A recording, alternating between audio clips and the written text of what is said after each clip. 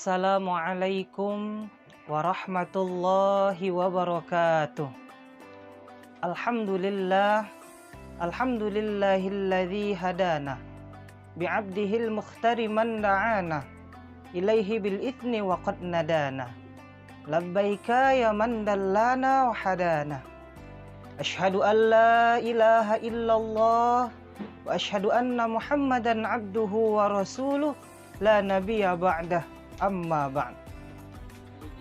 Hadirin wal hadirat, muslimin wal muslimat yang dirahmati oleh Allah Subhanahu wa taala.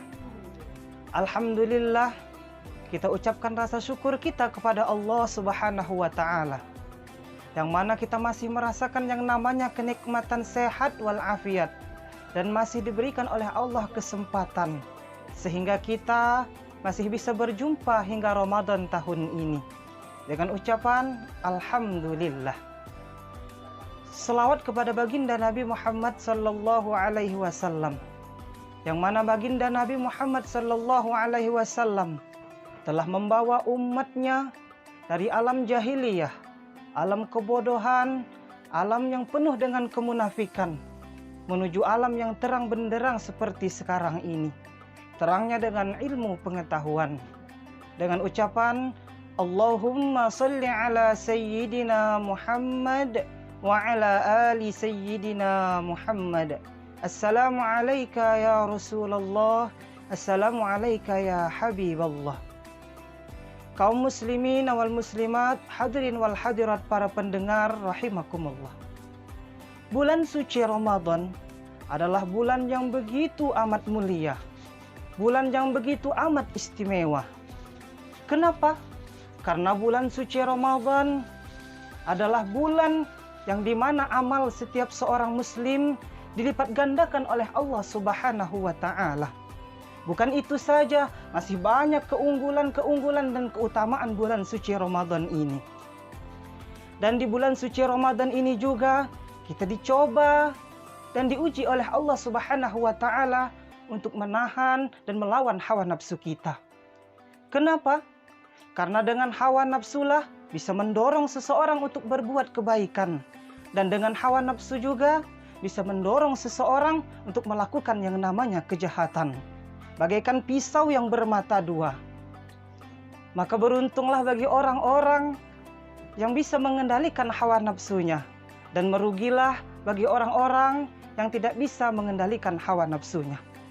Hadirin wal hadirat, para pendengar rahimakumullah.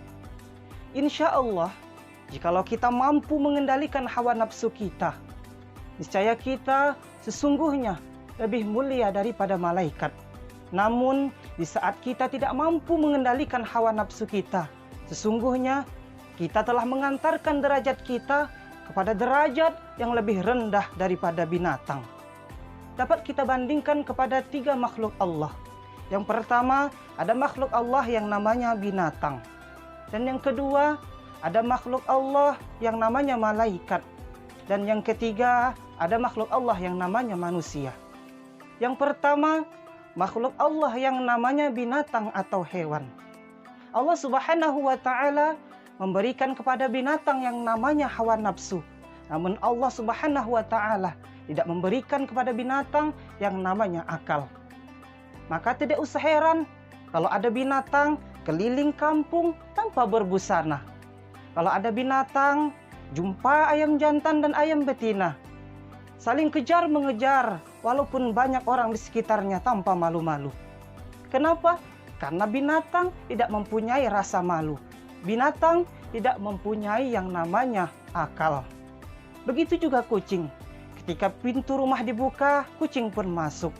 Kucing masuk, suka ataupun tidak suka penghuni rumahnya. Apabila ada ikan di atas meja, kucing pun mengambil ikan tersebut tanpa seizin penghuni rumahnya. Kenapa? Karena kucing tidak mempunyai yang namanya akal.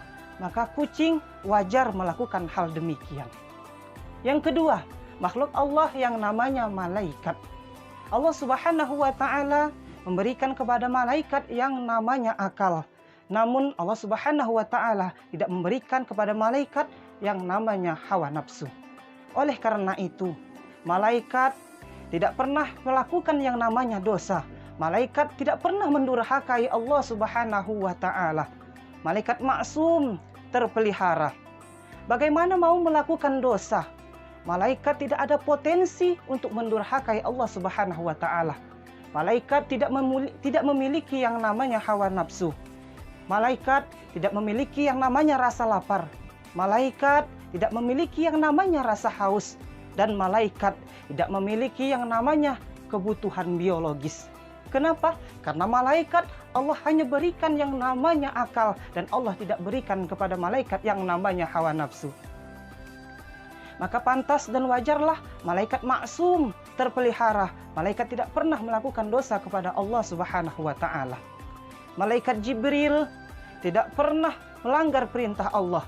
Malaikat Jibril tidak pernah salah membawa wahyu. Malaikat Jibril tidak pernah korupsi ayat. Semua yang Allah berikan, semua yang Allah wahyukan kepada malaikat Jibril disampaikan oleh malaikat Jibril kepada Rasulullah SAW. Begitu juga dengan malaikat maut, malaikat Israel. Tidak pernah salah untuk mencabut nyawa. Walaupun ratusan orang, jutaan orang yang sama namanya di dunia ini, tetapi malaikat maut tidak pernah salah sasaran. Malaikat maut tidak pernah yang namanya salah untuk mencabut nyawa. Dan yang ketiga, ada makhluk Allah yang namanya manusia. Allah Subhanahu wa Ta'ala berfirman, "Walaqad khalaqnal insana fi ahsani taqwim." Dan sungguh kami telah ciptakan manusia dalam bentuk yang sebaik-baiknya. Maka manusia Allah berikan kedua-duanya. Allah berikan akal, juga Allah berikan hawa nafsu. Itulah manusia.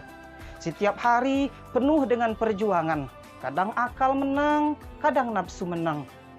Kapan akal menang, maka manusia lebih mulia daripada malaikat. Namun ketika nafsu yang menang, maka di saat itulah manusia lebih rendah, lebih hina daripada hewan. Jikalau seseorang mengambil sesuatu yang bukan haknya, maka sesungguhnya dia telah mengantarkan derajatnya kepada derajat yang lebih rendah, yang lebih hina daripada binatang.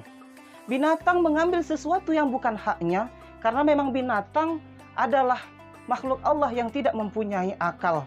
Maka wajar binatang melakukan hal demikian. Jikalau manusia ada melakukan dosa terang-terangan, manusia mengumbar-umbar keburukan, maka sesungguhnya manusia lebih hina, lebih rendah daripada binatang. Bahkan dikatakan di dalam Al-Quran, "Ulaika hum kal an'am." Mereka seperti binatang. Balhum adall, bahkan lebih rendah daripada binatang. Tetapi jikalau manusia mampu mengendalikan hawa nafsunya, maka di saat itulah manusia telah mengantarkan derajatnya kepada derajat yang lebih mulia daripada malaikat. Malaikat maksum, malaikat terpelihara. Malaikat tidak pernah melakukan dosa, karena malaikat tidak mempunyai yang namanya hawa nafsu. Tetapi di saat manusia mampu mengendalikan hawa nafsunya, di saat itulah manusia lebih mulia daripada malaikat. Oleh karena itu, dengan Ramadan inilah, dengan puasa inilah, kita berusaha untuk menjaga dan melawan hawa nafsu kita. Mudah-mudahan kita semua termasuk dari golongan hamba-hamba yang lebih mulia daripada malaikat. Dan kita berlindung kepada Allah dari yang disebut lebih rendah daripada binatang. Dengan senantiasa bertakwa kepada Allah dan menjaga selalu hawa nafsu kita. Amin, amin ya rabbal alamin. Cukup sekian. Unzur ma qala wa la tanzur man qala. Ihdinas siratal mustaqim. Assalamualaikum warahmatullahi wabarakatuh.